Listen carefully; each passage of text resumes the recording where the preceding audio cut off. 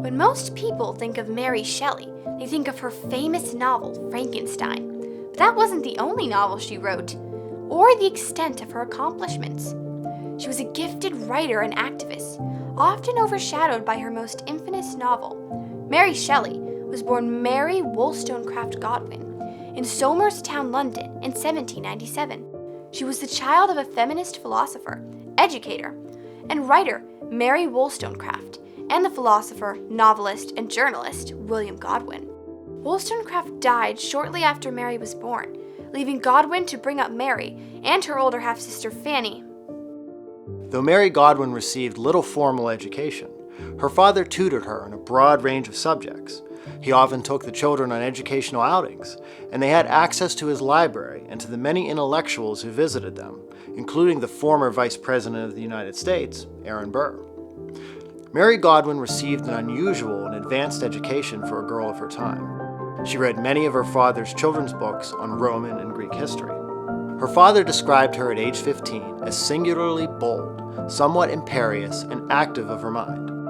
Her desire of her knowledge is great, and her perseverance in everything she undertakes almost invincible. At some point around this time, Mary met her future husband, poet and political activist, Percy Shelley, and the two began meeting each other secretly at her mother, Mary Wollstonecraft's grave in the churchyard of St. Pancras Old Church. It is believed that there the two fell in love.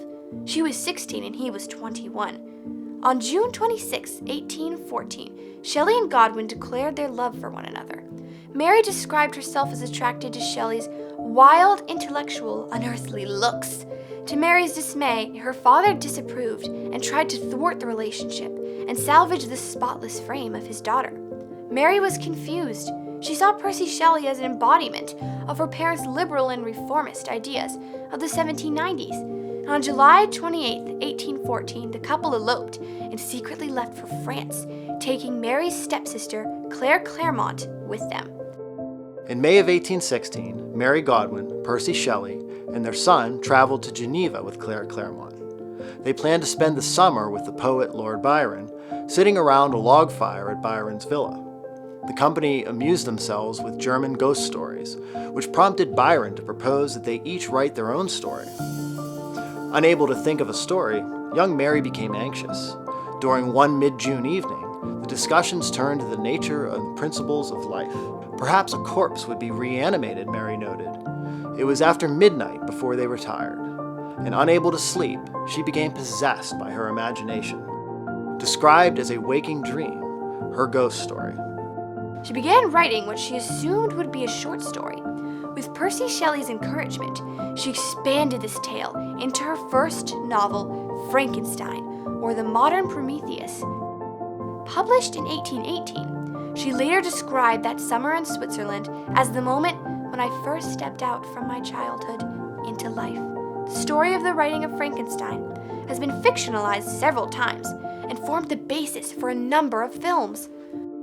On July 8, 1822, Percy Shelley and Edward Williams set out on a return voyage with their 18-year-old boat boy, Charles Vivian. They never reached their destination. Mary received a letter inquiring about Shelley's whereabouts due to the inclement weather. It is said that the letter dropped from her hands as she trembled all over. 10 days after the storm, 3 bodies washed up on the coast. Percy Shelley's was cremated on the beach at Viaggio. During the period between 1827 and 1840, Mary Shelley was busy as an editor and a writer.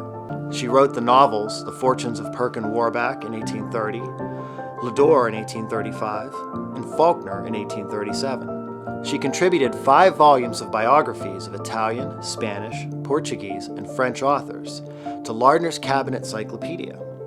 She also wrote stories for ladies' magazines. After her father's death in 1836, at the age of 80, she began assembling his letters as a memoir for publication, as he had requested in his will, but after 2 years of work, she abandoned the project.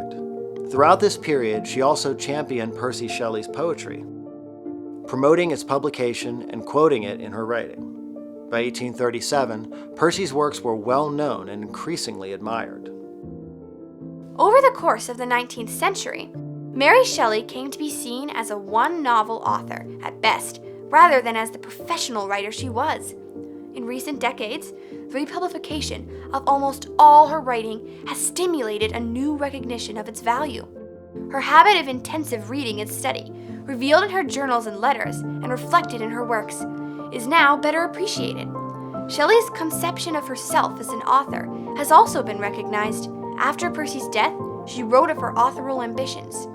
"I think that I can maintain myself, and there is something inspiring in the idea."